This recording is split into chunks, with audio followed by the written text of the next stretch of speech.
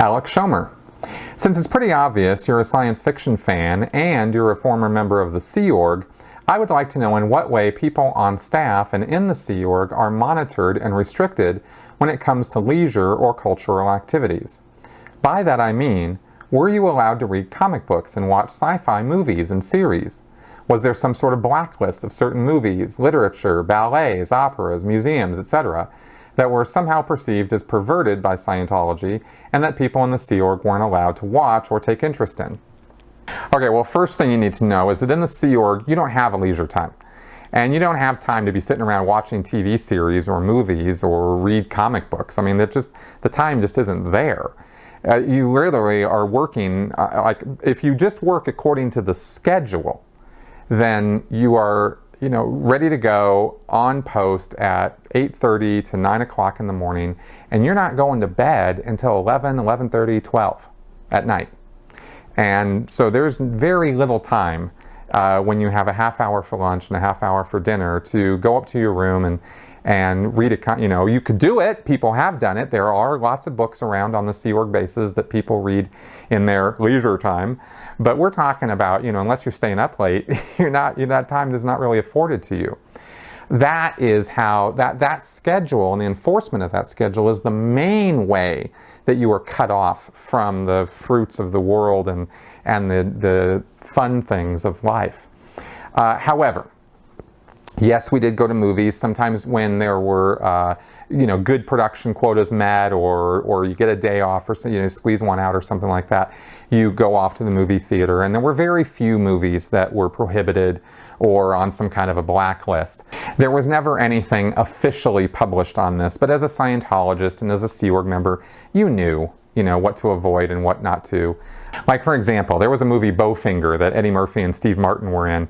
And I think Terrence Stamp played the head of Mindhead, which was a total carbon copy of Scientology. And they were making fun of it. And so word would get around, about that. And so you wouldn't go see Bowfinger, right? But it wasn't like anybody had to come down and say, don't go see this. And if you did, it's not like, somebody was going to drag you out of your bed in the middle of the night and beat you with hoses or something. It was just sort of frowned upon, right? It would be different with something that was directly addressing Scientology, like a documentary like Going Clear or Leah Remini's show. Those are obviously verboten. But again, if it would only be a really new Scientologist who would have to be sort of briefed on why that would be that way, right? Most Scientologists they're indoctrinated into certain terminology like N theta, right? Which is like bad things to look at, things that are going to upset you as a Scientologist. So you shouldn't be looking at or reading those things because they are going to create controversy and problems for you, and they're going to upset you.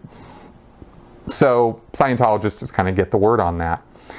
Science fiction, pretty wide open, and in fact encouraged, because movies like The Matrix or Star Wars or these kind of things, Scientologists love those things because they appeal to their imagination and to the dogma. They're aligned to the dogma of Scientology in many, many ways.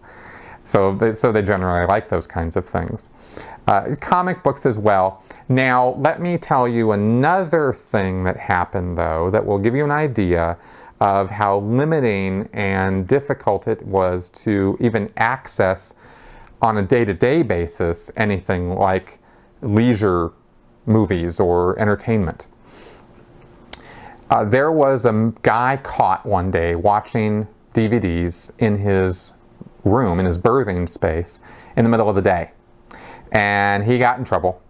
But the order that came from the RTC representative on the base, this was at the Big Blue buildings in the PAC base in LA, was that security was to confiscate all DVDs from every Sea Org member on the base.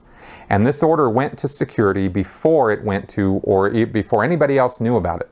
So in a matter of a day or two, I think it was in one day, they actually went through, the entire security force went through everybody's rooms, searched through all their drawers, under their beds, under their mattresses, in their desks, whatever furniture they had. In the dorms, they went through the closets and under the beds and whatnot, and they confiscated every single DVD they could find. And those were all put into labeled bags and thrown in the basement. And for most people, they never saw those DVDs again. You had to fight to get your DVDs back. And the rule that went in was you could only take possession of your DVDs on your day off, and security would log them out to you and then log them back in. At the end of the day, you were supposed to take them back. So they became not your property anymore. They really became the property of the Sea Org. And it became a bit of a lending library sort of deal, only it was just your stuff that you could borrow. And that was very, very infuriating. I was very, very unhappy with that. Most people were. I don't know anyone on the base who was happy about those circumstances, although everybody sort of put up with it because it was an RTC order, security was enforcing it, and there was literally nothing we could do because all the DVDs were in a locked room that security alone had the key to. What we ended up doing is, because of the waves of enforcement that would go on, where things would get really strict and then things would kind of chill for a while and then things would get strict again and then things would chill for a while, is we would gradually get our DVDs back and then we just wouldn't take them back at the end of the day. And so we kind of built our DVD collection back up, although we lost many of them because security couldn't even find all of our DVDs.